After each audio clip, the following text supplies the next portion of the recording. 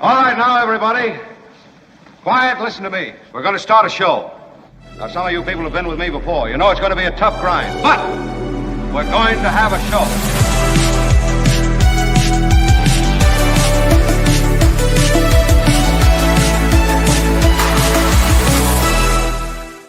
Thank you, everyone. As people filter in, please, I want to encourage our recorded audience to have a recorded seat. It is a special day. There's no group I'd rather be with when we contemplate worldwide economic catastrophe more than you all. Thank you. Yes, I really do love it. Kim is here. Kim, how are you? We count on her, and she is here. And Tony. Thanks, Tony. On time and with his act together. Excited about it. This is a big show with a lot going on. I'll give you the headliner. Hour 2 in just about 30 minutes. David Cay Johnston joins us, the Pulitzer Prize winner. Much to talk about. And when it comes to military options, they're all bad. And they were all bad from the very start. There was no way to get into this Iran mess and cleanly do whatever you wanted to do, whether it was regime change or get the nuclear materials or whatever, send a message. There was no way to do it cleanly. But Trump, of course, got sucked in. And now there are even fewer military options. I say even fewer because, before he got started, there was one huge military option available to the President of the United States, and that was to not get involved militarily in Iran. But he decided, he and his pal Netanyahu and his other pal, MBS from Saudi Arabia, and a little dash of an urging from some of the other Gulf states, none of whom really have any fondness for Iran, that this was the move. And now the options are all bad, and those are the military options that are all bad. The economic realities are beyond bad. They are cataclysmic across Asia, across Europe. This is a devastating blow to energy flow across those areas, and I'll review it for you. They're talking about gas rationing in South Korea. That's a rich country. They're talking about driving restrictions across South Korea, other Asian nations, Japan among them, and in Europe. You see how dependent the EU is on oil out of the Middle East. All of this we'll get to. Also, the blame game has begun. Pete Hegseth can't beat his chest enough. He wants to go in and finish the job. All of this happening. I have a major announcement, which was on the heels of the last major announcement, and this is kind of show-related, and I wanted to... Yeah. It's true. This is something we are trying. I mentioned it yesterday, and I want to bring in my other half, my better half, Courtney.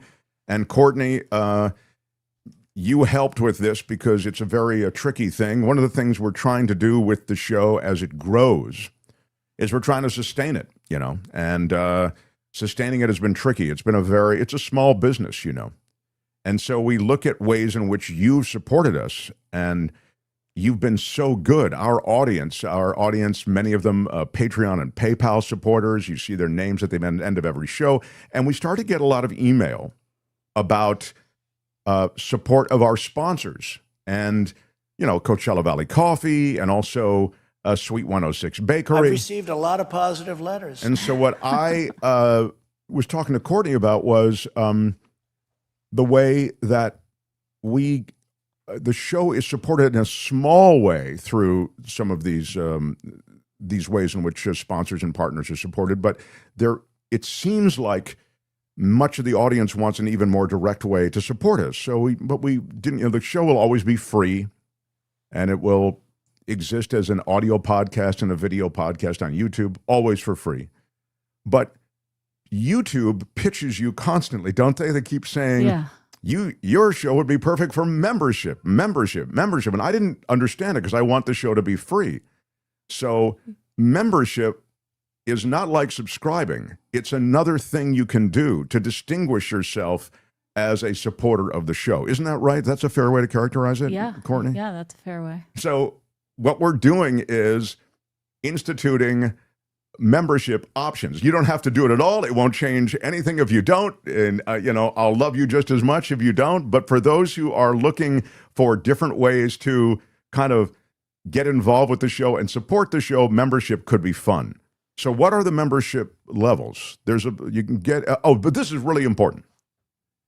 We're going to tell you the levels, but do not get into a membership through an Apple mobile device or Apple at all, right? It would only be on the iOS. Yeah, it's on iOS because Apple, the App Store charges a 30% premium. So they mark us up because the first thing we did when we were kind of like just sort of soft launching it was, oh my God, this is more expensive than no, on Apple actually increases it 30% because they want their chunk. So they're not taking a chunk of your 30, they're adding 30. So whatever you do, if you become a member or interested in it, look at it on your web browser and join that way through YouTube on your web browser. Now, go ahead. Sorry, Courtney. Yes. So we have 2 tiers. We have the first tier. Do you want to?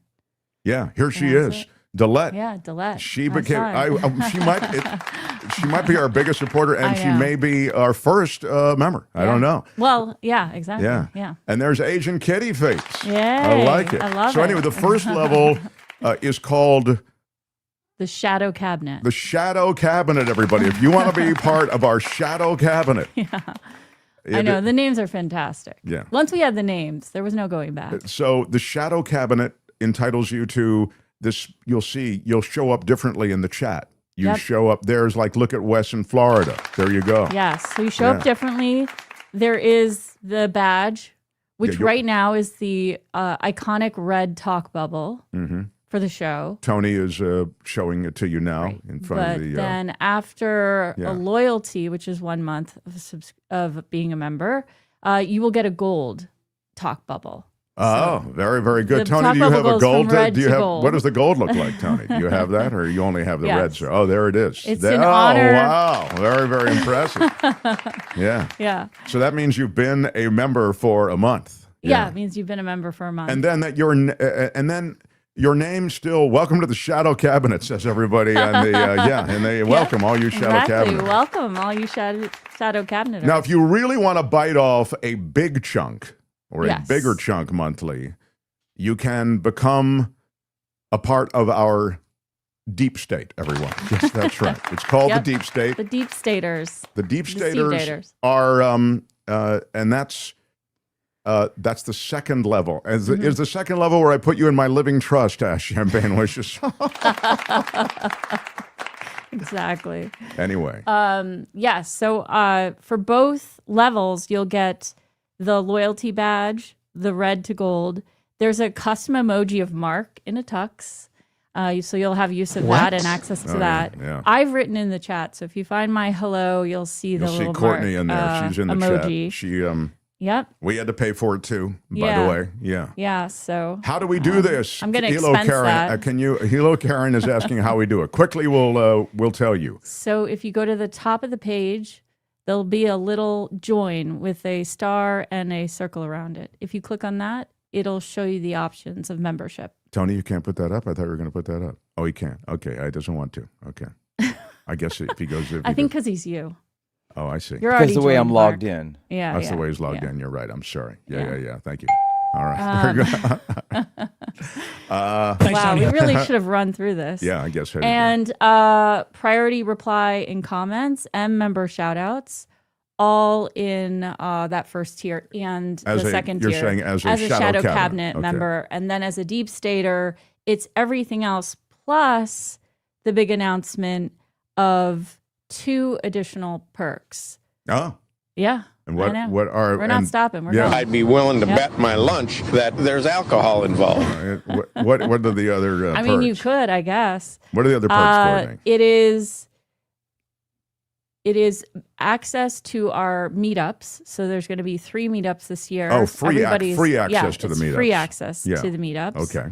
So that'll be through that deep stater. And then the second perk is a big announcement that we haven't done before, which is that every week, deep staters will be able to join the Thompson crew as they prep for the show once a week in the pre-show meeting. What? So we have a pre-show meeting at which time Kim screams at us, says we don't know what we're doing. At which time we run through announcements like this.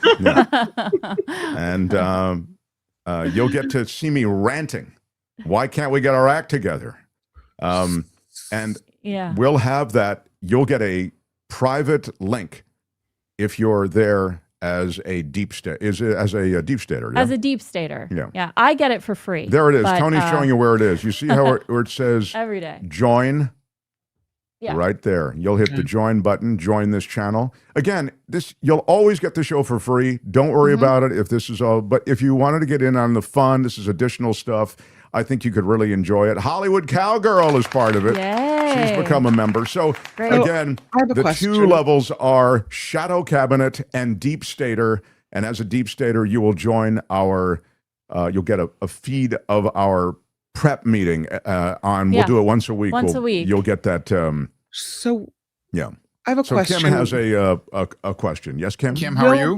Will the chats, the comments that people make that are deep staters and members show up in the regular chat, or do I have to go somewhere else to put those on the screen? No, they'll show up in the regular chat, but they'll be distinguished in the way that you see. If you look at the chat, you'll see them distinguished in a certain way, and they'll get priority response. That's all. Yeah. Okay. I just noticed how the gray is coming in compared to that picture you have up of me as the this is what happens. I'm going Kim for the Mark in a tux. I'm going for the hair coloring in 2 days. So it's 36 hours before I'll be that color again. That was a misscheduling. Really. That really was poor scheduling. Probably should have put that before this announcement. But anyway, do you know who I am? Everyone who has been a member shows up in green on my screen. That's good. Yeah, exactly. Yeah. Right. So priority response, and then also member shout out. So Delette says, I get a red flag. Is that bad? No, the red is that's not a flag. It's the talk bubble. That means the you're iconic TMTS talk I guess bubble. It's not so iconic if our number one fan didn't know what it was. Delette didn't know what it was. Yeah. Is membership in addition to the PayPal payments? Yeah, it would be something else. So, and again, you don't have to do it at all. I mean, it's not going to change the show at all. If you just want to, if you're a PayPal supporter, then you go, hey, I'm a PayPal supporter, and I'm cool with that. But PayPal is always the very best way to support us, PayPal and Patreon, because that we keep the lion's share of those donations every month. But this is one more way in which you can support us. And again, it was born of all this email we got saying, I really want to support your sponsors because I know that supports you. And we thought, wow, well, if that's true, let's eliminate the middleman on some level. And in the future, that it may be advised that I've never been invited to the pre-show meeting, says Michael Snyder. Well, now you can for $14.99 a month, that's right, or $24.99 a month. You want in? Yeah. Pony up. Yeah. Anyway, guys, thank you very much. Through your iPhone, do not join through your iPhone. Do not. They will mark you up, man. And it's join through the web. Don't pay the man any more than you have to. Okay. Yeah. We'll review it again, but this is our first day, and there might be some hitches along the way, but we're excited. We're also I'm really excited about you being part of our pre-show, and again at that high level, the deep staters will also get free entry access into to our our meetups, and so that should be cool too. So anyway, Nelophidian, thank you. You're a huge supporter of the show, and Calvin is the shadow producer of the show, and he points out that Apple is greedy, which is I have to say I can't disagree with that. Courtney, thank you. Thank you for having me. All right, we love you. Very exciting. The Mark Thompson Show. We love our Courtney. Well explained, I think. Can you auction off a date with Tony? Is being asked. Probably. I think I don't know. I'd love to auction off a date with Tony. I really would. Tony is a really interesting guy. Thanks, Tony. That's a nice way to say things. No, He he has really an is. arcade, I'm not. pool, No, and I'm a not. pizza oven. So I'm thinking that could be a really fun date. Tony could build you a radio station in your house if you wanted What? it. Yeah. I mean, He I could do build have you enough a beer. Dave and Buster's in your house. He could build you anything electronic. He's incredible. He's a real guy. He could everything. He could build you a house probably. That's how Electrical scares me. I'll admit it. he's really something. Hilo Karen is in on it. Thank you for becoming a member of the show, and thank you. Just one more way in which you can support. But there is, of course, truly no obligation, and nothing's going to change here. If you're look, these are times in which I don't want to put the pinch on too many people. But it's exciting. The show continues to grow, and I appreciate all of the help. Kathleen Bryant with a super sticker. Thank you for a $20 super sticker, and the super stickers and super chats are all live. If you're listening to this podcast, you're probably thinking, wow, 10 minutes on on membership and on the super. Yeah, it's something new, so we spent a couple of minutes on it. Trump be like to Iran, says Chaplain Fred. Here is a Ziploc bag. Give me a dime of your uranium, but the good uranium, not the cheap one. I won't get the high I need. Yeah, I get it. Thank you for the $5 super chat. I mean, Trump's options here are all bad, as I was mentioning. I think the one in which he clearly is looking to serve is the I win. He's already doing a version of it, right? When he says, in a way, there's already been regime change. I took out the regime in the first day, then we took out the backup regime, and then we took up their backups. So you see how he really felt as though in Iran he had a Venezuela-ish situation. And he was sold probably by Netanyahu on the notion that you could get in and out not so differently than you did in Venezuela. And I think that was, to be fair, buttressed and supported by who? Pete Hegseth.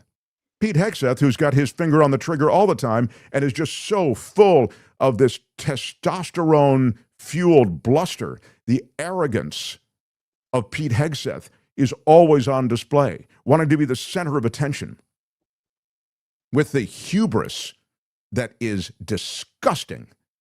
The ugly American wanting to bomb his way to victory in a place where you didn't even need to kick up this trouble. That's what you're getting from Pete Hegseth.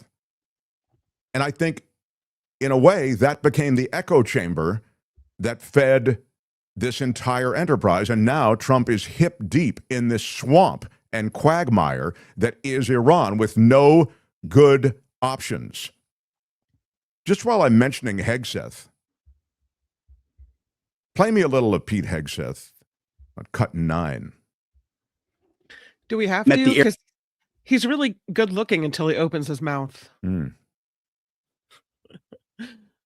I met the Air Force intel analyst who refines target packages faster than the enemy can adapt. He's telling a story. I actually it's literary almost. Gave him my card and told him to keep me posted on the ground truth. It's like poetry listening to him. I did the same with his boss, a colonel with a heart the size of Texas and a beautiful deployment mustache to match. I witnessed lethality. I met a junior airman as the sun was going down and a chill was setting on the tarmac, This will all be in the who, book. when asked what they needed, she simply looked up at me with a sly smile on her face and said, "More bombs, sir, and bigger bombs. We will happily oblige her." That's what I want for Christmas, Daddy. I want bombs, more bombs, bigger bombs. But Hegseth is part of that war room that was in Trump's head to kind of get him into this mess. And this is a guy who isn't, I mean, this is what Trump says, isn't anxious for this war to end. That's what Trump says about Hegseth. Jim Slayton says, how do I get in on this insider trading thing? Martha Stewart, so early 2000s. Yeah, Jim Slayton is talking about the fact that it appears that there's all kinds of insider trading within or seem connected to the administration. And just because we're on Hegseth, Hegseth is part of it.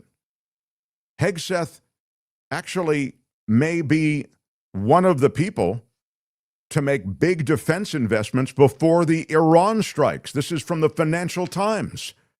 A broker for Defense Secretary Pete Hegseth looked into making big investments in major defense companies in the weeks before the U.S. carried out military strikes on Iran. Hegseth's broker with Morgan Stanley reportedly contacted BlackRock about making the multi-million-dollar investment. But it ultimately did not go through because the fund was not yet available for Morgan Stanley clients to purchase. Hegseth's assistant dismissed the report. It's entirely false and fabricated.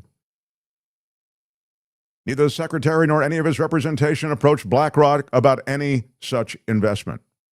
Another baseless, dishonest smear designed to mislead the public. That's what they said at his confirmation hearing, too, didn't they? About all of those people with all of those allegations against Pete Hegseth. We'll get to more of the war and everything going on with the war as we continue. And I think that David Cay Johnston will have a thing or two to say about it as well. We found ourselves behind a lot of the advancing reality of the war right away, didn't we, as America? I mean, you were sold this bill of goods, if you're Donald Trump, about how quick it was going to be. And then in the end, which is, I'm talking about the end of the first month, you find yourself behind where you thought you would be. You find yourself behind the advancements that you thought you'd have. And indeed, now, the latest story out of the Wall Street Journal is huge. Donald Trump clearly looking for a way to, declare victory and leave. But the latest in the Wall Street Journal suggests he isn't even going to stick around potentially to reopen the Strait of Hormuz. Trump may end the U.S. military campaign and leave the strait issue to the world. And as you know, there is oil passing through the strait. The idea that it's closed is wrong. There's a Greek vessel that passed through. There's an Indian vessel that passed through, Pakistani. So these are oil shipments designated for all of these places. And it would appear that you can make a deal with Iran such that your tanker can pass. Meanwhile, there was a tanker that hadn't made a deal that was hit by drone fire overnight. But Trump is saying this. Put that back up there, would you, Tony, that post from Trump. All of those countries that can't get jet fuel because of the Strait of Hormuz, like the United Kingdom, this is a Donald Trump social media post, like the United Kingdom, which refused to get involvement in the decapitation of Iran, I have a suggestion for you, : Number one, buy from the U.S. We have plenty. And number two, build up some delayed courage, go to the strait, and just, and this is in capital letters, take it. You'll have to start learning how to fight for yourself. The USA won't be there to help you anymore, he says. Just like you weren't there for us. Iran has been essentially decimated, he says. The hard part is done. Go get your own oil, ! President DJT. So this is the latest that is being floated and may really be the version of claim victory and leave, although it's not even claiming victory, at least yet. I mean, I'm sure Trump will sell it as claiming victory. We got what we wanted, regime change. We've decimated their nuclear program. We're watching it. Whatever. But with the Strait of Hormuz remaining largely closed, the Iranians are making these deals with individual countries. And it looks as though the mission to get the strait open is just too big a mountain for Trump to want to climb. It would take American troops, and it may not even be successful. We've talked about that mission, and we talked about the nuclear retrieval mission, and that's an even more complex mission. So here is the latest reporting from the Wall Street Journal on this issue and on the very likely scenario that we may see. In recent days, Trump and his aides assessed that a mission to pry open the choke point would push the conflict beyond his timeline of 4 to 6 weeks. He decided that the U.S. should achieve its main goals of hobbling Iran's navy and its missile stocks and wind down current hostilities while pressuring Tehran diplomatically to resume the free flow of trade. If that fails, Washington would press allies in Europe and the Gulf to take the lead in reopening the strait. There are military options the president could decide on. This is again as the Wall Street Journal piece continues. But they aren't his immediate priority, according to reporting. Trump this morning urging other countries to launch their own operation to wrest control of the Strait of Iran, blaming countries like the UK, in that post I just read you, for not joining the U.S.-Israeli mission against the Islamic Republic. Over the past month, Trump has expressed various opinions in public on how to handle the strait, part of a larger pattern of giving conflicting goals and objectives of the war overall. At times, he's threatened to bomb civilian energy infrastructure if the waterway isn't reopened by a certain date. On other occasions, he's played down the importance of the strait to the U.S. and said its closure is a problem for other nations to solve. But the longer the strait remains closed, effectively closed, as I said, there is some passage, right? The more it will roil the global economy and boost gas prices. Multiple countries, including U.S. allies, are reeling from the downturn in energy supply that once flowed freely through the strait. Industry that rely on items like fertilizer to grow food, helium to make computer chips. They are suffering from shortages. And so without a swift resolution to this, it looks as though Tehran has the upper hand. I mean, there's no way you can look at this and not realize the Iranians, again, in this asymmetric battle with the Americans, completely outgunned. The Americans have bigger everything, except they don't really have bigger thinking when it comes to strategy. An Iran expert and vice president of the Brookings Institute in Washington, Suzanne Maloney, called ending the military operation before the strait is open, quote, unbelievably irresponsible. The U.S. and Israel started the war together and can't walk away from the fallout, Maloney said. Quote, energy markets are inherently global. There is no possibility of insulating the U.S. from the economic damage that is already occurring and will become exponentially worse if the closure of the strait continues. And this is a classic move from Trump. He wants to get in and out. He wants to take the victory, take the W. But there isn't one here. This is why he's in a very, very difficult position. I mean, even the way he referred to it, a lovely stay, an excursion. I mean, he's clearly thinking of this as sort of an incursion militarily that you can back out of. But he's also at the same time looking at sending all these ground troops. There are 50,000 Americans there waiting to get an order to move in. Now you can say, well, that's just a leverage point. Maybe. But it's also something that he could easily pull the trigger on. We'll talk to David Cay Johnston about it, but that's the very latest. I mean, it looks as though, according to dependable reporting out of the Wall Street Journal, he really may just declare victory and leave, or a small V on victory, or it's your problem. It just is such a huge issue for the rest of the world, with energy rationing being not only talked about, but being instituted in wealthy nations like South Korea and across Asia and Europe. In Europe, they are talking about, at certain airports, the inability to refuel.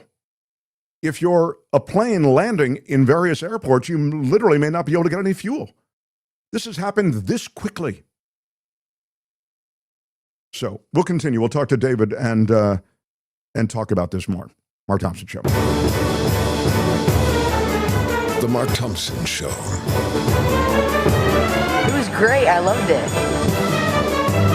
How would you handle this? We could try ignoring it, sir. Morning.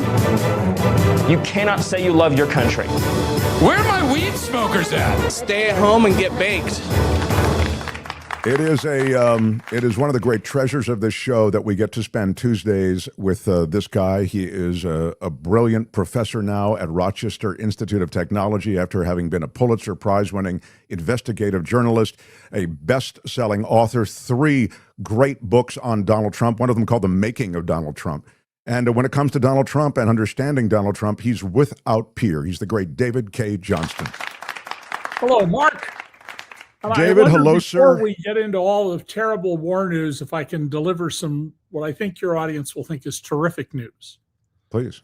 A federal judge has just struck down Donald Trump's cutting off all federally appropriated funding to NPR and PBS, saying that this is a clear First Amendment violation, and noting that the Trump administration's lawyers could not find a single example ever of where someone's funding was cut off because the government didn't like their speech.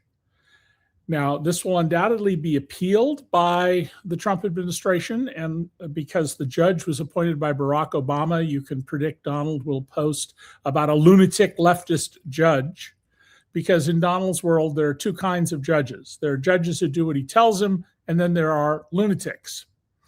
But I think this is a terrific good news, and there are other areas where Trump cut off funds approved by Congress.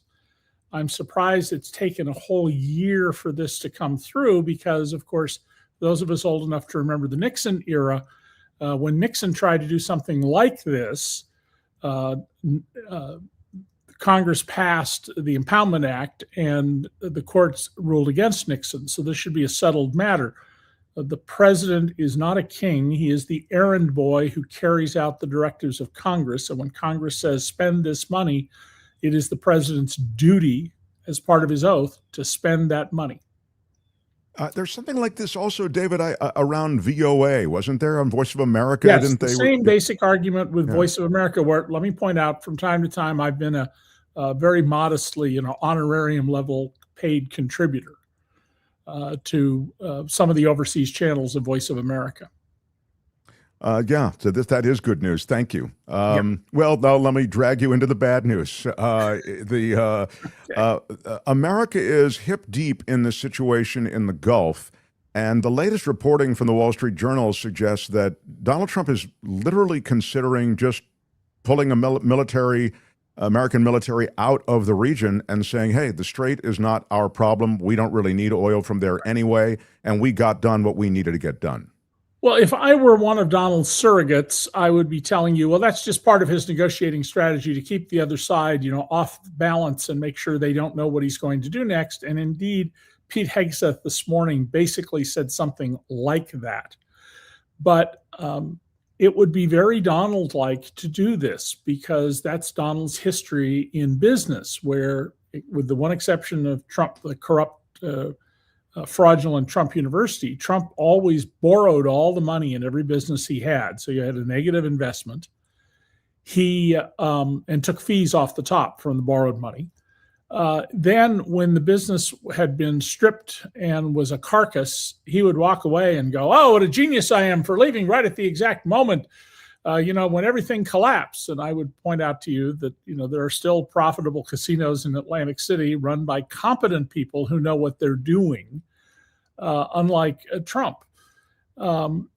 Trump also, as you were mentioning before I came on, has been talking about bombing electric power plants, which could be a war crime, bombing the biggest electric power plant in Iran, which is a Russian-built nuclear power plant. That absolutely would be, without question, a war crime. He's talked about bombing desalination plants, cutting off water to people. And what he's, in many ways, you can argue he and Pete Hegseth are doing is they're adopting the Russian approach to warfare, which all the way back to the boyars, as the aristocrats in Tsarist Russia were called, never accepted the Western civilization ideas about right and wrong ways to fight war. I mean, we do have laws about war. And you've seen the Russians in Ukraine attack obstetrics hospitals as babies are being delivered, schools, train stations, public parks, all as part of a terror campaign, because bombing is not an effective strategy. We know that from the studies of World War II and Vietnam. Donald doesn't know what he's doing. He's desperately casting about, and he's violating something very basic, Mark, the Powell Doctrine. Colin Powell, who rose from valorous combat officer to be chairman of the Joint Chiefs of Staff and then Secretary of State, and I think could have been president of the United States if he'd been willing to run. Powell said we should never go to war unless there's a critical threat to our nation, unless we have the strong, clear support of all of the allies we can assemble, the way George Bush managed to do after 9/11. And then, most importantly, you only go in with such overwhelming force that not only is it guaranteed you're victorious, but it'll happen very quickly. Trump has, maybe the latest report I've heard is 50,000 ground combat troops, Marines and Army in the Middle East. That's not nearly enough if you're going to go into that country, which has 1 million trained soldiers. It has a population of 90 million people. And even most of the people who want to get rid of this awful 9th century Muslim theocracy, they are going to be patriotic to Iran. A lesson we all should have learned in Vietnam. We should be learning about what's happening in Ukraine, etc. But Donald doesn't know anything. And there's a simple reason that Donald wouldn't pay any attention to the Powell Doctrine, even if he knows what it is. The minute he heard that it was from Colin Powell, it would be, oh, no, we're not going to do that, because Colin Powell is black and Donald is a stone cold racist. And I'd suggest Hegseth's racism is pretty much on display as well. As bad. Yeah. Yeah. His refusal to promote 2 black generals and 2 women to general officer is just a perfect example. You hardly see a black person anywhere around Trump, and there's reporting I take so many newspapers, it's hard for me to keep straight.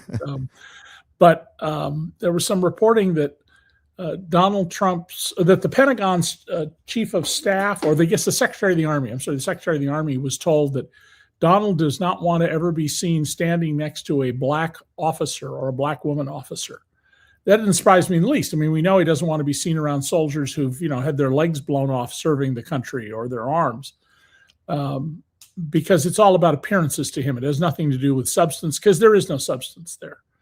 But in this case, if he walks away, is the rest of the world going to hate us, because the Iranians are not going to just say, oh, well, okay, that little adventure was over. They're going to extract a serious price for this, and they're going to do everything they can to turn European, South Asian, and East Asian countries against the U.S. by cutting off their oil supply. Yeah, well, they won't have to do much, as you say. They can cut off their oil supply just based on the alliance with America. They can try to isolate America. It's very possible that this system that they're going to set up of a toll at the Strait could very much include a moratorium on those countries that have anything to do with America.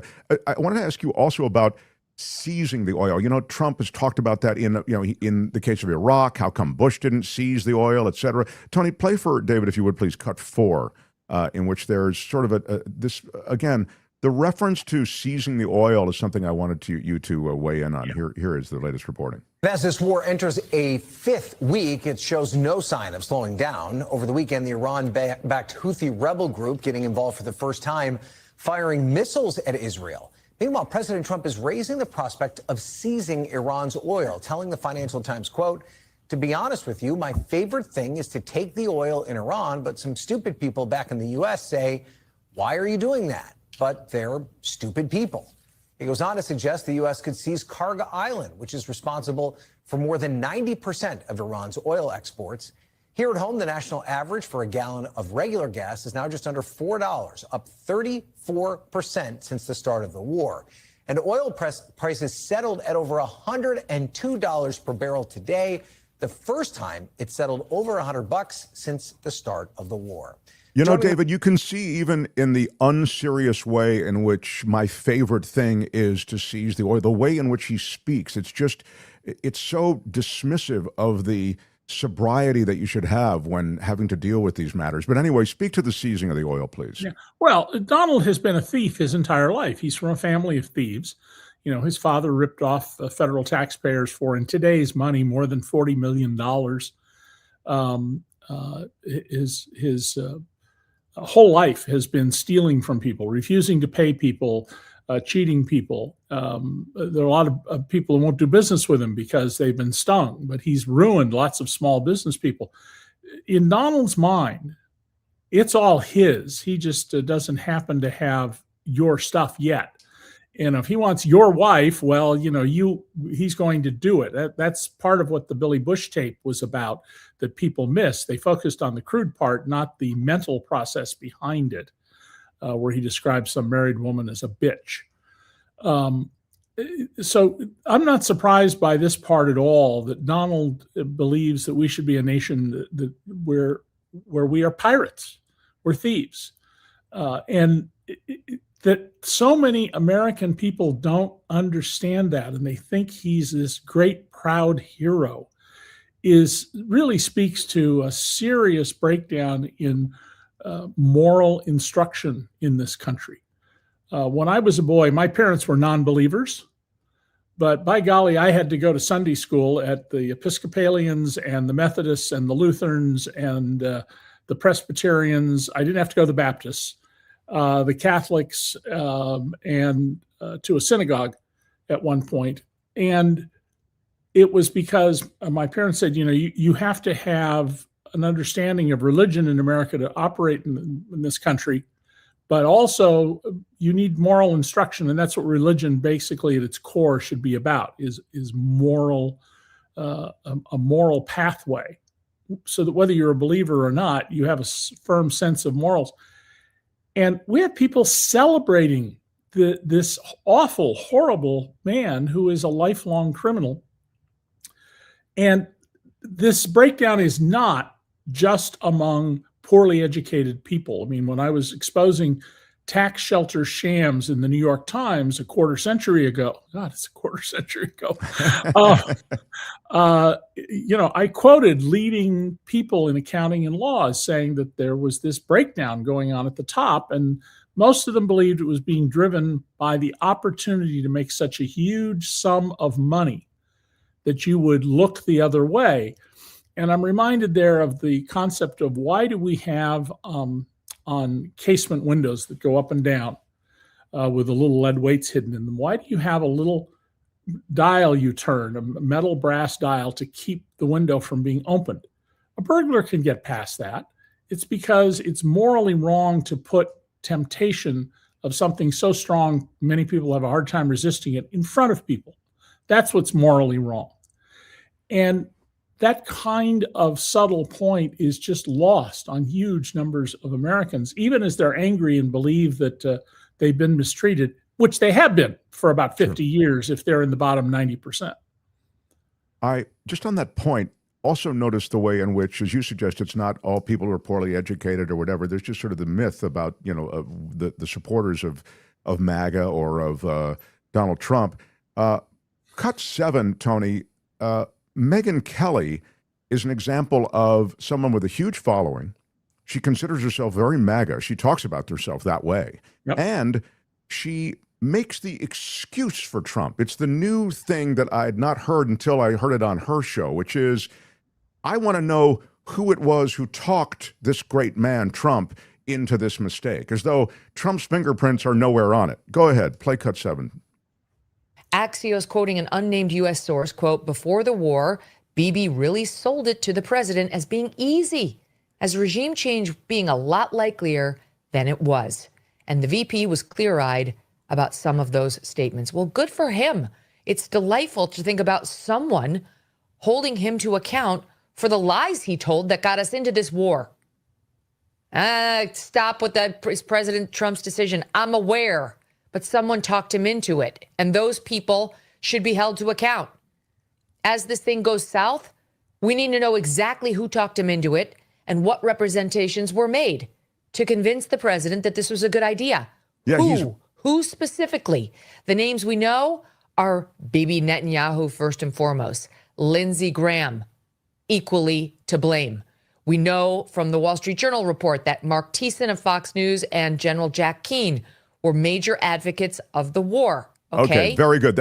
We can all build a list of advocates of the war. There was no, it's not a secret. But you see that jujitsu that she does, David? Yeah, this is Megyn Kelly, let's remember, who thinks it's perfectly okay for grown men to be having sex with 15-year-old girls. Right. What is otherwise known as rape and should have you behind bars. This is a morally bankrupt person. And how can you blame Dear Leader? If, after all, Dear Leader is responsible, then something's wrong with you, Megyn Kelly, for having supported him. But in fact, there is a grain of truth in her argument. I mean, Donald is always susceptible to the last person who saw him because he has no moral core. He has no set of values except I am special. I should run the whole world, which he finally came out and said in 2024 and maybe 2025. And he never takes responsibility for anything. If something goes wrong, it's always the fault of the other parties. And she's falling in line because she's bent her knee to Donald Trump and is completely going along with him. And I sincerely hope, assuming we get past this and restore our democracy, that one of the people who is swept into what Henry Ford called the dustbin of history is Megyn Kelly, because she has been a horrible force for immoral thinking in this country, for a lack of principled conduct, and especially responsibility and accountability, which is what we expect of adults. You know, Donald behaves like the 6-year-old who's got crumbs all over his mouth from the cookie jar and insists that they didn't get into the cookie jar, which is broken on the floor.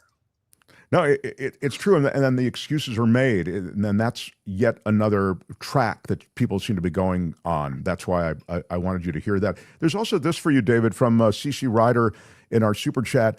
UK and NATO allies might want to consider coordinating a joint agreement with the IRGC to secure passage of ships and implement a squeeze play on the Mad King, Trump. Well, this was something I didn't say as strongly as I'm about to now on your show a long time ago, that Donald Trump's turning America in his second term into a pariah nation. And we are seeing our allies have sold us, hey, we're not getting into this war. This is your problem, pal. You didn't even consult us before you went off and did this. And I think it's entirely possible that we will see the U.S. be very much diminished. And it's global trade that's been a key element, along with the dollar being the world's reserve currency, to our prosperity. Why should the Europeans, who are now having trouble, as you pointed out, just refueling jetliners that are flown in, why should they support us anymore? Why should the Japan, the countries in East Asia, Japan, South Korea, Vietnam, support us given the hardship we're imposing on them because of all of this? And the Iranians are not going to just calmly go, oh, it's over. They are going to extract their pound of flesh one way or another. So do I think it's possible we may see Starmer and Merz and Macron and other leading heads of large European countries strike some kind of deal with the IRGC? Yeah, I think that's distinctly a possibility. Wow. Wow. I think the IRGC will continue to face having various individuals in its leadership hunted down and killed either by us or the Israelis, because it's very clear at this point that the Israelis and the U.S. have very, very effective signals intelligence. That's how they're finding people and killing them. In the process, though, they're also killing more school children, more innocent civilians by the meat axe approach that we're taking to this war. This is another super chat asking you, David, would you say Trump started exactly what Hamas tried to start but failed, which is an all-out war? Tony Ladowdy. That's an interesting theory. I don't know. I have to think about that. I mean, clearly the Hamas attack of October 7th, 3 years ago, was in retrospect, stupidest possible thing they could have done. It gave Netanyahu the excuse he has always wanted to just exterminate Palestinians. And I know that's a very strong word, and you're going to get comments about it, but you can look at video of Netanyahu when we're about the same age, when neither one of us had gray hair, where his dripping animosity to Palestinians is just unmistakable, even though he was carefully calibrated back then as a young man, whereas as a prime minister, he speaks much more clearly about this. And Netanyahu has wanted for a long time to have a war with Iran. Now he's got one, thanks to us, because if we had said, no, we're not going to participate in this, we would be in a very different situation today. And if we'd had Joe Biden, Barack Obama, even George W. Bush in the White House, we wouldn't be in this pickle. I was just about to say, I mean, say no like all the presidents before you said no. As you say, he's been hyping this stuff for decades, Netanyahu has. And everybody else has said no and pushed back on it. I mean, Trump, it seems, got drunk on that Venezuela thing. We've talked about it, David, and the way in which he was able to take the 12 days, with bombing and, quote, obliterating their nuclear program and not face any real repercussions for it. Move the embassy in Jerusalem, didn't really face any repercussions on that. You see how, again, he just got high on his own supply, and thought he could do this. This morning in class, I called on one of my better students with a question. We were talking about subsidies for companies and when they may or may not be appropriate. So it's a course on the politics of state and local government finance. And the student said something I think is very relevant to this. I said, well, what do you think about this particular subsidy we're talking about? And she said, well, I don't like it, but what would I do about it? And the reason Trump has gotten away with a lot of this stuff is that the Democrats have been feckless about a lot of this. They don't understand how to communicate to people on a visceral level, which Donald is masterful at. I mean, you have to admire, even if it's perversely, how masterful he is at reaching out to a large segment of the population. And look what happened in Venezuela. Not only did we steal a bunch of their oil, but the regime is still there. They just don't want to have further trouble with us. So they're going, oh, sure, boss. Yeah, right. They're not doing anything for the people who are being oppressed by what was originally the Chavez and then Maduro, and now Dulce regime. Trump has not paid a price for these things. And if he is successful in interfering enough with the election to keep Republican control of Congress, he won't be. And we won't probably get our democracy back. Yeah, you said it. I'm not at all convinced that, elections are something that America will do again in any way that's convincing. I know that we've had these specialty elections and they've gone well, but I have great anxiety about the future. Yeah. I wanted to just touch on the way in which pardons have been for sale. You've touched on it many times and spoken on it, I think, at length. And it just appears that many of the pardons are associated with buyouts. They contribute $1 million. That seemed to be the going rate. And then they get these pardons that forgive what has turned out collectively to be billions of dollars in damages to people who have been defrauded in really heartbreaking ways, But the other thing that's happened is Jay's Sixers, who were pardoned, and they were just pardoned in one fell swoop in like the first hour when he became president. Many of them have gone on to some pretty nasty crimes, involving sex with children, juvenile, sexual things and all sorts of, I'm kind of being circumspect about the way I say it because it's so ugly. But this pardon machine of Trump's seems to fall into the same category as the military. That's why I think of, because it almost goes unchallenged. You can do whatever you want with the military, it seems, now in America if you're president, and you can do whatever you want with the pardon machine. And that includes being the head of a corrupt organization selling pardons. Yes, and the pardon or clemency itself, Trump can't be touched on under that cockamamie Supreme Court decision from 2023.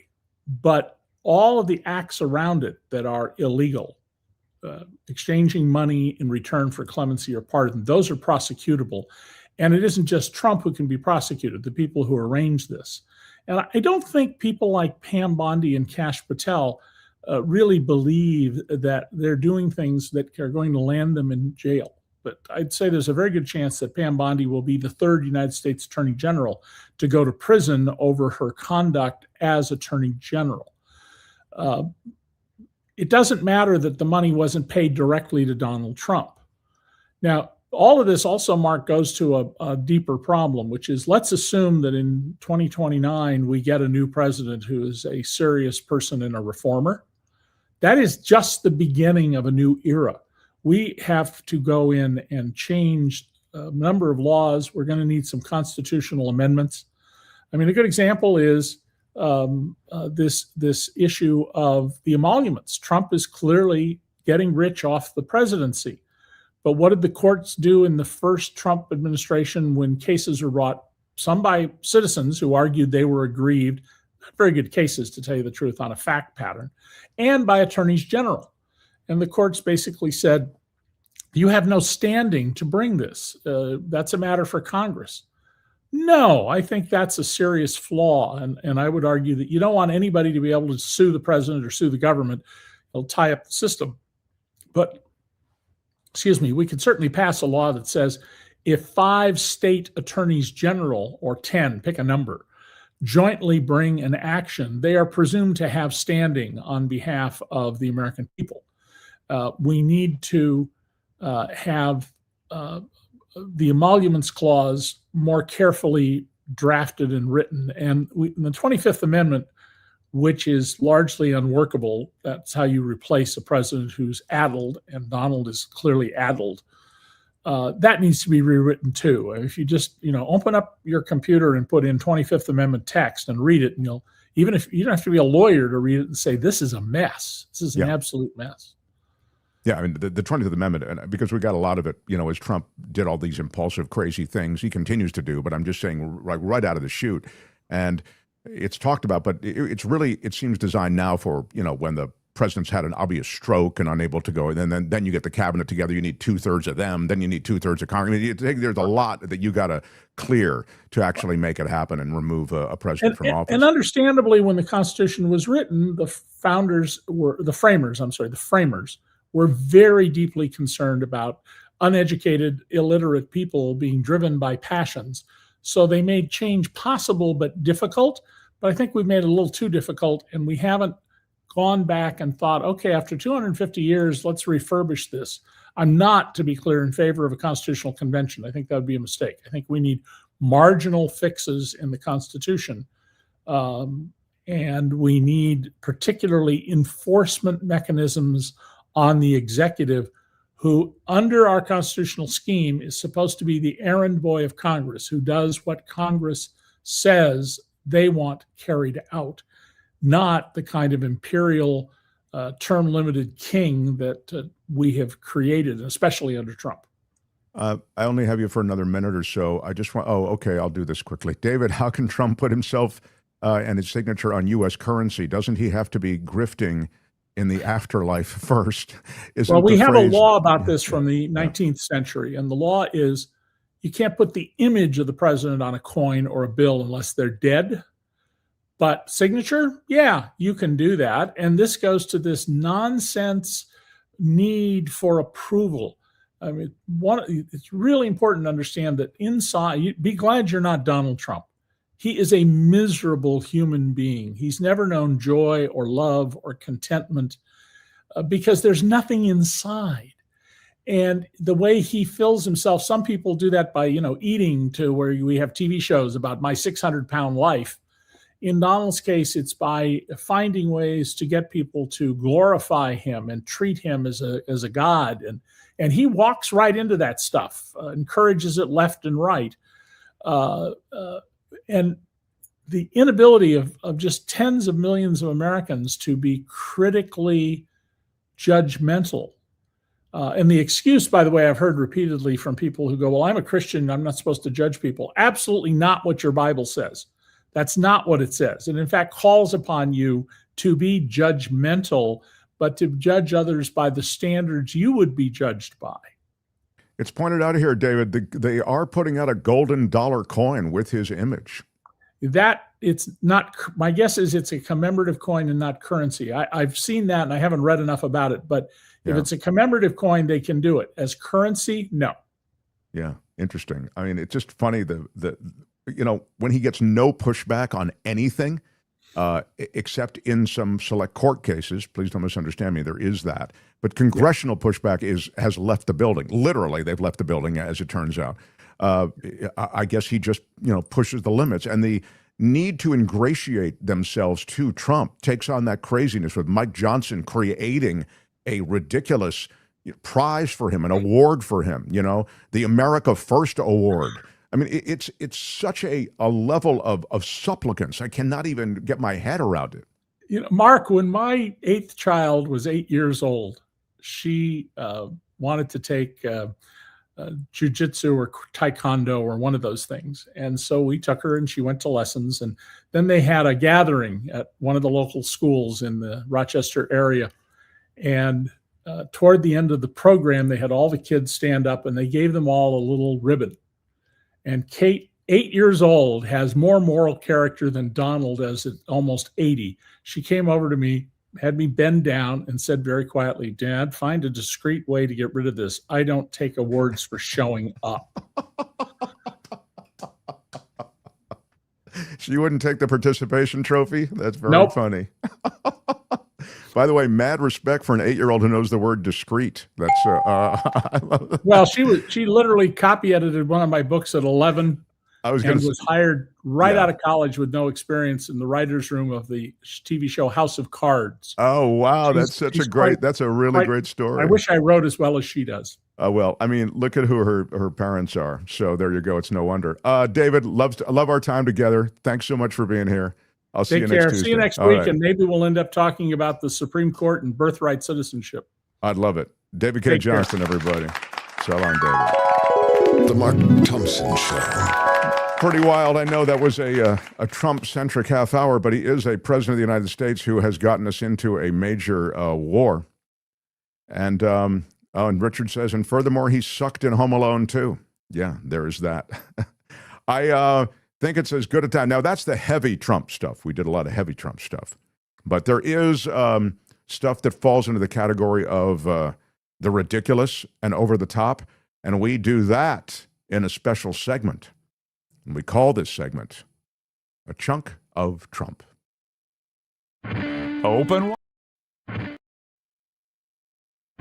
Open wide. Ready? Here comes your chunk of Trump. It's my favorite food. With your first bite, here's Mark Thompson. I have a feeling it's going to be beautiful. You may want to take a good look. It's pretty exciting, everybody. The new renderings are available for the presidential library that will be Donald Trump's. Yeah. What they've done, and it's a that's a 2-minute long. We're showing pictures now. If you're listening on Spotify or on iHeartRadio or on the Apple podcast platform, let me just tell you, this is a towering skyscraper that dwarfs the Miami skyline with a big name on it, and that name is Trump. Again, this is a nearly 2-minute long video shared by the president on his social network. It's nice that he had time in between those important meetings about the war to worry about posting this video, which depicts vividly the structure that will be his presidential library. And there his name is emblazoned in gold, a huge gold entryway with the presidential seal above. And apparently there will be, if it's not clear in these renderings, they will have a lot of gold. That's the Qatari jet, Mark. Look at it. Yeah, the jet there actually doesn't have the repainted colors. That has the old school colors, the light blue. But look at this ballroom. This is, I guess, it will have a walk of, I don't know, it's weird. They designed this Miami-based architecture firm, Bermelo Ajamil, has reconstructions of Trump's Oval Office in gold and the Rose Garden. And then there are mock-ups that resemble the Presidential Walk of Fame and that ballroom. So everything you're seeing in the video is stuff that is supposed to be at this presidential library. Does it need to be a high rise? Do they need like extra space for all the documents he plans to take out on the second time Kim, around? you know, when you really go with your... The top 3 floors of the secret document holding area. Kim, please. Kim, how are you? I really think, you know, that's the level of disrespect that poor guy has to... Anyway, that's the presidential library. It will be in Miami. And that skyscraper, as Kim says, it's an imposing figure with 2 gold statues of himself planned. Yeah. The president and his son Eric sharing the images, and Eric is heading up this entire presidential library committee and that project. Trump saying now that the White House ballroom plans include a massive underground military complex. This is what we talked about from the very start, that it just didn't make sense. The budget, the whole plan didn't make sense unless it was talked about at the time as, and the leaks came out, this huge area that would be a bunker in effect. So the bunker is a nuclear bunker. It's an odd thing to be talking about when America is at war. And again, the East Wing was demolished in October to be replaced with this $400 million ballroom. And you can't look at the price tag of $400 million and know that there isn't more going on there. And so that's what it is. Trump is now openly talking about it. And you can know that it's being privately funded. And I'm sure those entities like Palantir and Apple and Amazon didn't want anything for the money that they contributed to that entire effort. Meanwhile, at the White House, this is other good news for you. The Lincoln bathroom is completed. Yes, I know. You guys don't need to hold it in anymore. Here is the latest. These are pictures of the completed Lincoln bathroom. And take a look. Tony's got them for you now. Federal government remains at a standstill. President Trump is showing off his latest construction project at the White House, a renovation of the bathroom attached to the Lincoln bedroom. The president posting 24 photos of the bathroom on social media on Friday. It is now covered with floor-to-ceiling white and black marble. Some critics say the president is tone deaf for touting the glitzy remodel during the costly government shutdown. Well, he likes the remodel, and he likes to talk about it, and he likes to post about it. So that's what is going on there. And finally, I guess, continued reverence to Donald Trump, Ron DeSantis has led the charge in Florida to sign a bill to rebrand, this just happened yesterday, the Palm Beach International Airport, the President Donald J. Trump International Airport, everybody. And there's got to be a sense of pride when you land there. Changing an airport name is a local issue, and the FAA does not approve airport name changes, says the FAA administration in a statement.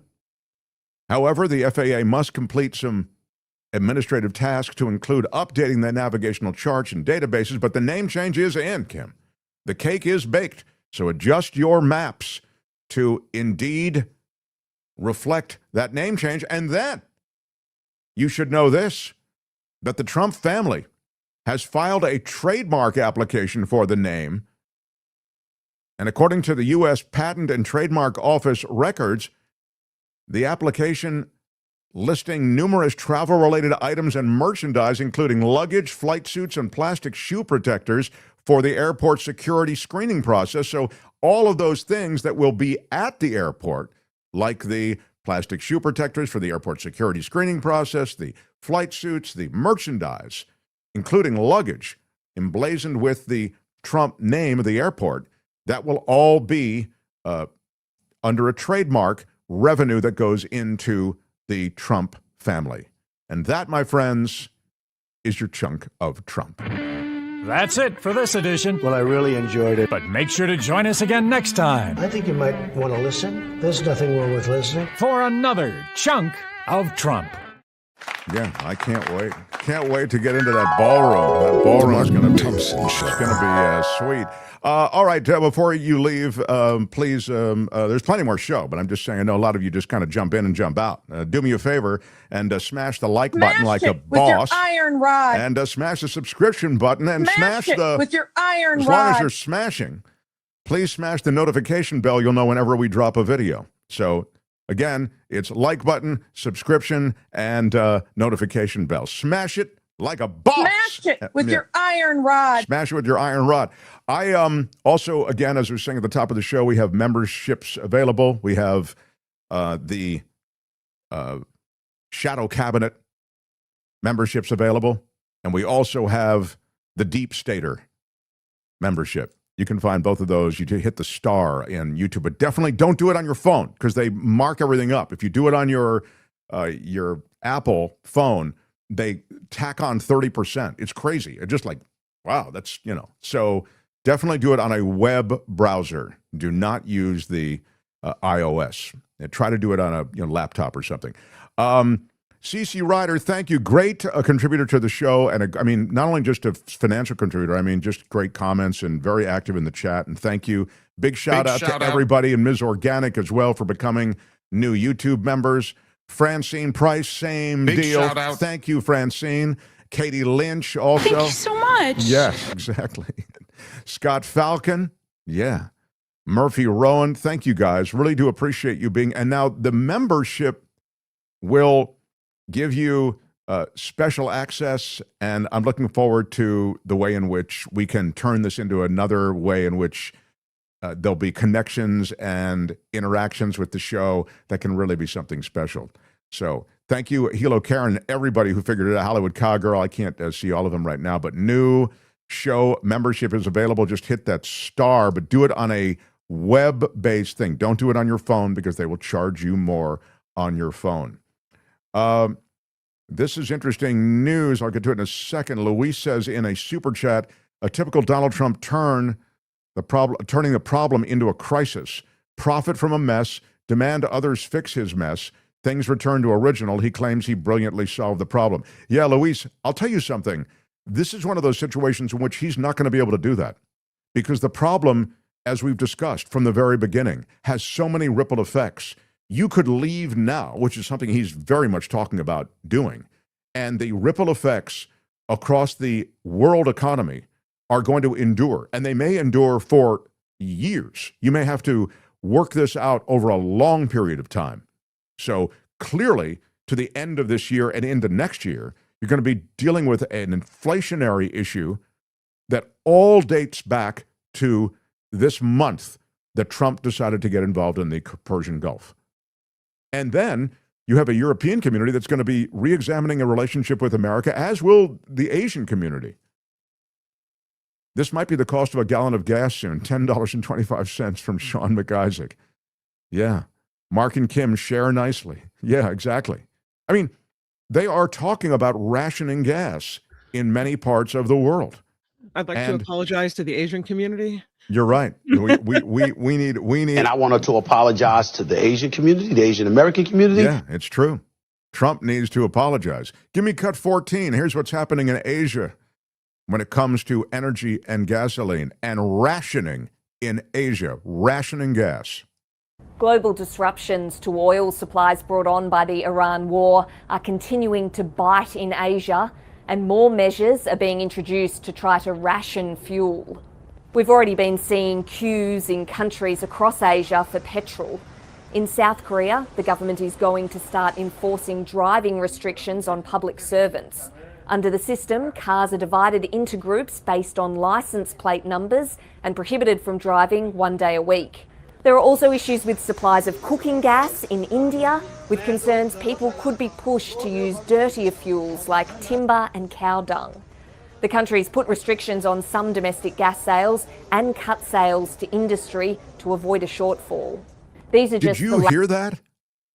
They're going to be burning cow dung? Yeah, that's potentially. Yeah, that's actually a thing.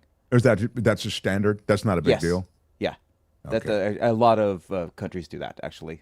Yeah, but you don't feel as though that.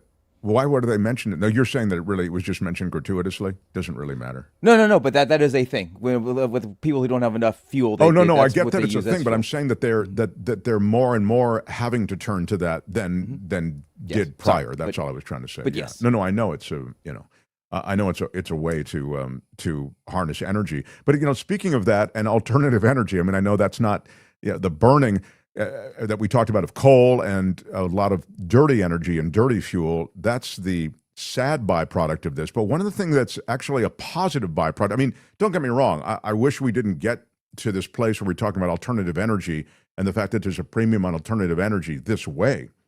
But we are there. And now you're seeing and hearing many world leaders talking about the reliance on fossil fuels being too great. And now alternative energy clearly is the way we need to go. Here is a high-ranking official in Japan talking about this. South Korea, sorry. This latest war in the Middle East has made it clear that the energy transition, that is, the major shift to renewable energy, is no longer a national and historical task that can be postponed. If we continue to leave our current economic and industrial structure, which depends on fossil fuels, we will remain exposed to these kinds of geopolitical risks in the future as well. So there it is. You basically have a reality that we all knew. I mean, you can talk about the need to develop alternative fuel as a result of the clear threat that greenhouse gases pose and fossil fuel poses to a sustainable planet. But now it's being talked about just in the way that you need to diversify your energy portfolio. If you're depending on fossil fuels, that is a huge error. And so increasingly, you heard it there in South Korea. I mean, South Korea, they're already talking about, as I mentioned, huge cutbacks, rationing. I mean, this is a serious problem, and we're only 5 weeks into this thing. So Donald Trump can try to back away from it, but there's a stink that is going to linger. I wanted to get to a couple of things that are kind of just to as a palate cleanser. Let me give you a little The Mark Thompson Show. I know that the No Kings protest, we got some great emails from you, some pictures from you. They're up on our Facebook page. If you haven't yet, check out the Facebook page. The Facebook page is also brand new, and it's free. You can join it, whatever. Do you become a friend? Is that what you do? You friend it, you join it, you mail. I don't really understand What? how Facebook works. But I know that it's kind of cool because there are pictures that you have sent us of you at, and you'll see me. I posed with a former president at my No Kings rally. Anyway, here's a picture of Dan, I think, at his No Kings rally, wearing some of our merch. Our Born to Peacefully Protest merch. Very, very cool, Dan. Thank you. And where is that, Kim? That's in Santa Cruz. Mm-hmm. Yeah, really, really cool. Gosh, Santa Cruz is so beautiful. Well, and then, yeah. Go banana slugs. Mm-hmm. Then there was the ugly moment when I guess a crowd was asked to disperse. They didn't disperse fast enough. There might have been stuff thrown. It might have been getting ugly. I don't know. But the cops did have to arrest some people. And among the people arrested was the Statue of Liberty.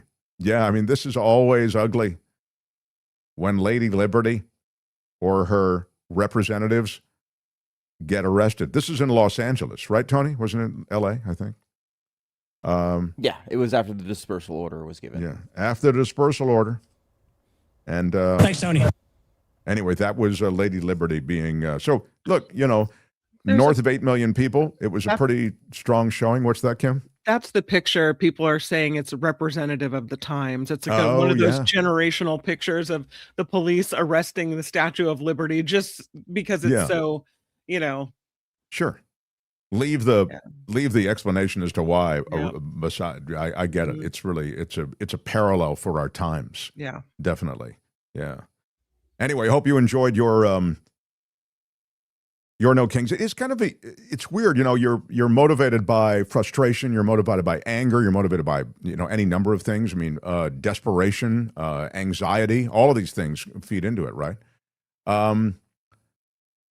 But there is a quality of camaraderie, maybe it would be the word I'd use, when you see all of these different people who are like-minded, and maybe ICE is the issue. We had a real good conversation yesterday, by the way, with Michael Foote, the immigration attorney. That's up. You should check out that video.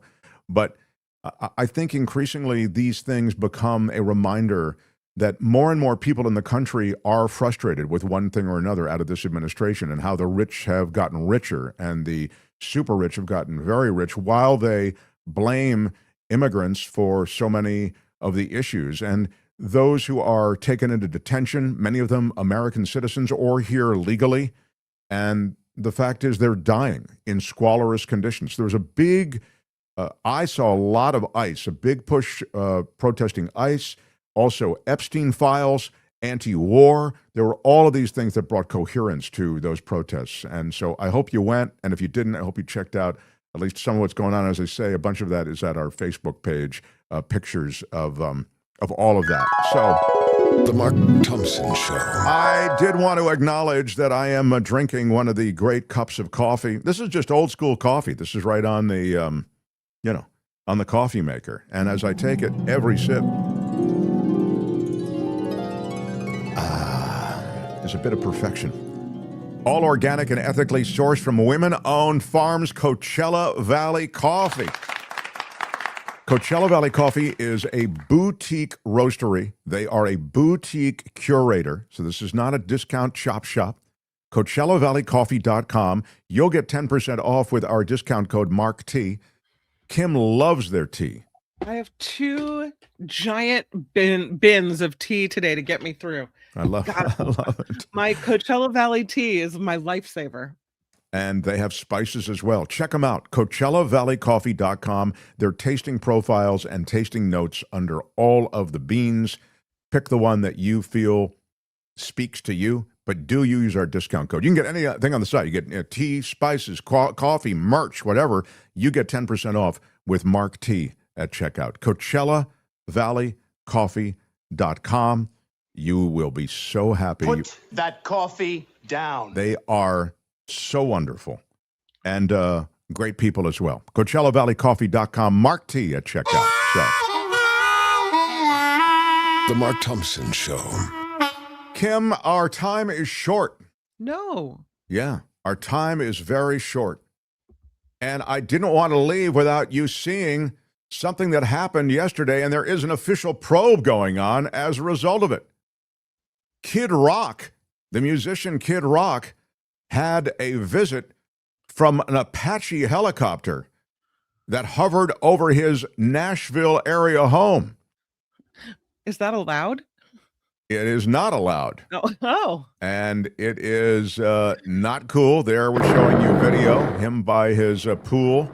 With the Statue of Liberty. With a little mini Statue of Liberty, like probably about a 6-foot high, 8-foot high Statue of Liberty. He's saluting to the Apache helicopter personnel. A spokesperson for the 101st Airborne Division said in a statement that the Army is aware of this video that appears to show an AH-64 Apache helicopter operating near a private residence in the Nashville area. An administrative review is underway to assess the mission and verify compliance. You think Trump sent the chopper by Kid Rock's house? Maybe. I Hey, think. go look outside. Go look outside in 3, 2, 1. Oh, maybe. Could be. What's Yeah, that wouldn't sign surprise. in his Nothing. house? Nothing surprises me with these guys. And Trump is, not a serious guy. So he'd be just as concerned with this as he is with, how's my presidential library coming? How's the coin with my face on it coming? How's all, that's really what he's about. But and I can promise you one thing, that the investigation of the Apache helicopter that you see there and its visit to Kid's Rock House, nothing will happen to those guys. No. Nothing. The Pentagon. He's got a sign in his house that says the Southern White House. Did you see that? Oh, no, I did not. Yeah. Oh, that's great. Funny. Well, Right up there. He's definitely all Trump all the time now. Yeah. He's a MAGA faithful. Pentagon is weighing the use of anti-drone lasers in Washington airspace because there have been sightings of drones around Fort McNair, the Army base where Defense Secretary Pete Hegseth and Secretary of State Marco Rubio now live. And they're considering deploying this new technology, anti-drone technology. And they've been looking at this. These are lasers because of the unusual drone activity, this laser-based technology to kind of interrupt these drones it's being looked at. Does it zap them out of the sky, or does it No, blow I them think up? it What does messes do? with the Tony probably knows exactly what happens, but they put the lasers and in strategic places, and I think that gets in the way of the drone's ability to navigate. And I also know, and then I'll bring Tony in, who can really tell you perhaps the technology, but I know that they're very anxious about doing this because there's already so much air traffic around Washington. I don't need to tell you or remind you of the fatal collision that occurred when there was a Army helicopter that hit a commercial aircraft. So you have all of this going on. That's at Ronald Reagan National Airport, and there is just so much in the way of private air travel and government air travel and commercial air travel, and now to put more in the air is tricky. I mean, anything in the air. I'm talking about even lasers could affect, in other words, aircraft that are not drones. So, Tony, explain to us how this will likely work, will you? Lots of times it's heat. It's just disrupting. It's just basically it makes it blow. It's going to blow itself up essentially in the air is what it's going to do. Oh wow! So it's heat, or it's disrupting the. Because if you disrupt the radio, then it just can crash, and then it's just a live bomb falling earlier than it was supposed to. So when the lasers, they basically just detonate themselves in the air is usually what they do. That's dramatic. Wow. Yeah.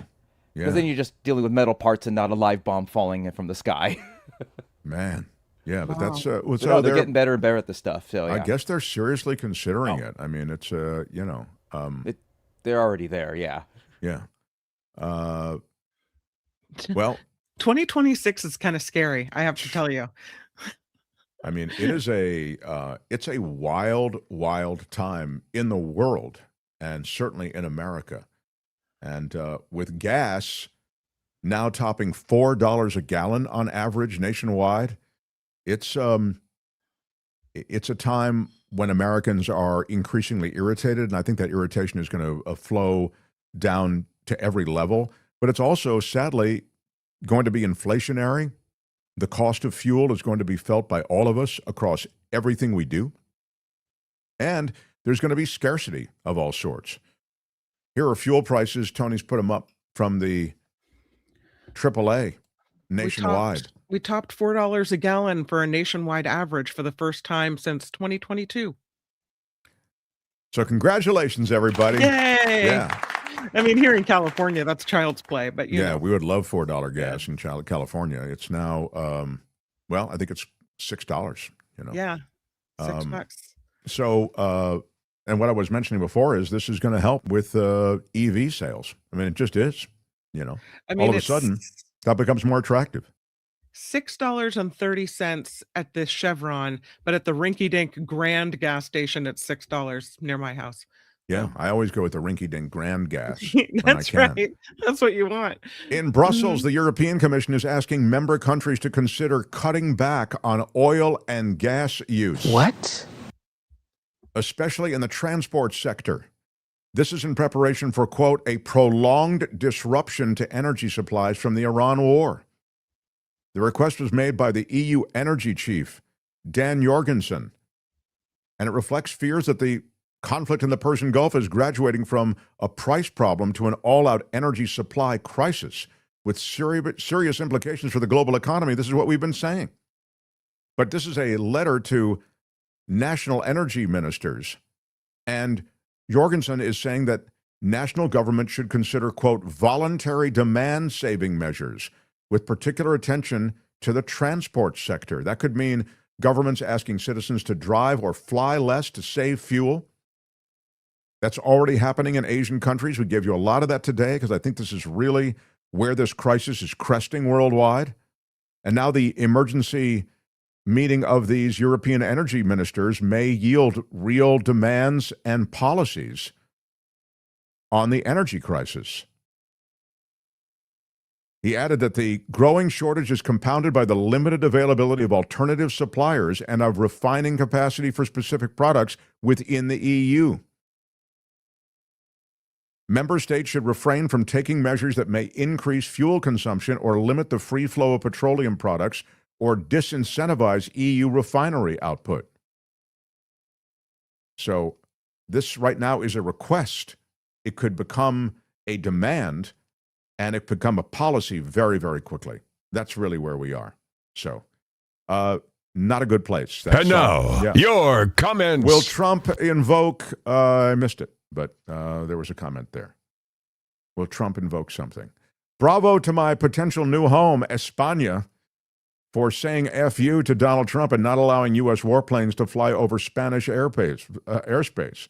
Hashtag Ibiza from Luis. Yeah. Luis. Italy is also. Big right? shout out. I thought it was Italy who'd said that you can't fly over our airspace. Isn't that right, Kim? You want to check that? No, that would be Spain. Luis it was is just correct. Spain? Mm-hmm. What did Italy say? Nothing? Molto bene, molto bene. You sure, Kim? Please. Google it. Okay. Cow dung has to be dry before it burns, says John Watson. I wouldn't want to cook any smoked foods with it, says John Watson. I don't know. And now, I think it's your dry. comments. Yeah, we're reading the comments. Thank you. We have a cow dung throwing contest, a cow chip contest here in Petaluma coming up at the Butter and Eggs Day Parade. Yeah. That's pretty famous, actually, I think, that one. That's right. Yeah. Italy refuses U.S. aircraft use of Sicily base for Middle East operation. I was right, of course. But everybody wants to say, no, it was Spain, Mark. No, you're wrong. It was Spain. Would you like to apologize, Kim? I think. Would you like to apologize for what you've done? Trying to make me look bad as the host? I'm going to skip the apology this time. Y'all can all go to hell, and I'm going back to Texas. All right, taking on. Saw Mark Thompson on the day after tomorrow over the weekend. Yeah, some of my best work. Knocked that weather report out of the park. Wow. Yeah. You were in that movie too? I was in day after. That was a key scene. Critical scene in the film. Some of my best work. Yes, the world on the verge of cataclysmic weather events, and I played the weather guy explaining it all. Yes, I work with Roland Emmerich, the noted director. I'd love to regale you with stories of my cinematic experiences, but we must move on. Thank you. The Trump administration cut Farsi speakers, says Crusher Joe. Cut Farsi speakers, Farsi translators, interpreters, etc., from Voice of America. What a brilliant move before you launch a war with Iran. Hoping to appeal to Farsi speakers in Iran. Yeah, you're hoping to appeal to those people who were part of the resistance, and yet you don't have the heart. Well, it's even worse than just the Farsi speakers, but you're right. VOA was gutted of them. But they got rid of the unit in the FBI that was related to domestic terrorism that might have Iranian roots. Those people were Farsi speakers as well. It's utter lunacy, you know. It's a government run by people who are not serious. Trump ran on lower prices and America first. And now, and no foreign wars, he has defecated on every one of those promises. Yeah, no lower prices at all. In fact, it'll be insane, the inflationary spiral. America first certainly isn't something that he's lived up to. You're right. Thank you. Who is that? Aaron Foster? A Taryn Foster? I thought it was, a Taryn's a cool name. I thought it was like at Aaron Foster, but you're right. Oh, maybe it is. It could be at Aaron Foster. I don't know. Then it would be at because there's another at sign. There's another at. How many ats do you need? How many ats does a girl need? Girl, you just woo. And maybe it's not a girl, Mark. Have you ever thought about? Yes, I don't know. I don't know. You know, they do this to me all the time. I don't know what the hell they do it for. By the way, I do have an update that I wanted to share with you. The update is related to Mark's Madness, which I know a lot of people had a question about. Mark's Madness. We had a segment when we were on the radio called Mark's Madness. It's been around now. That Mark's Madness has been around for I think 7 years. We've done it. Yeah. You know? And we play drops off against each other. So drops you hear on the show, like I've never seen anything like that. Would be a drop, or No. that would be a drop. Anyway, Mark's Madness will be returning this week. I know, it's kind of exciting. And I'm speaking to the commissioner today. So I'll give you more details tomorrow because I'll talk to Albert this afternoon. We're going to start in the Elite Eight. I think that's how he's doing it. And we'll do a turbo Mark's Madness for those who like that kind of thing, who kind of our old radio audience that has helped to make our new show happen. We want to kind of try to take care of you guys as best we can. So many of you joining as members of the show. Hope all of my shadow cabinet will be happy. I think it'll be a lot of fun. And then, of course, you deep staters will make sure you have big fun also.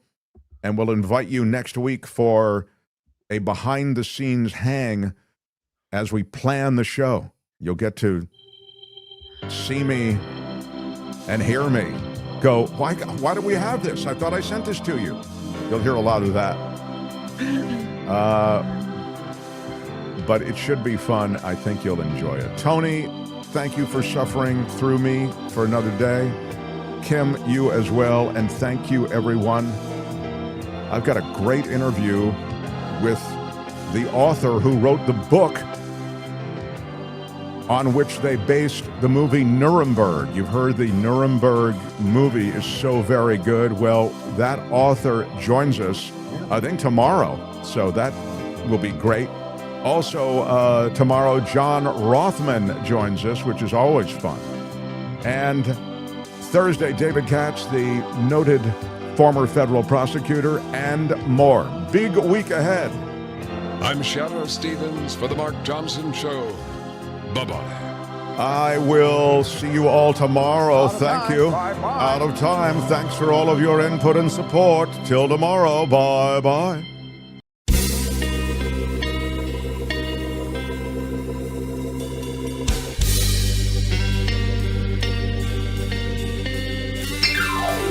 Thank you.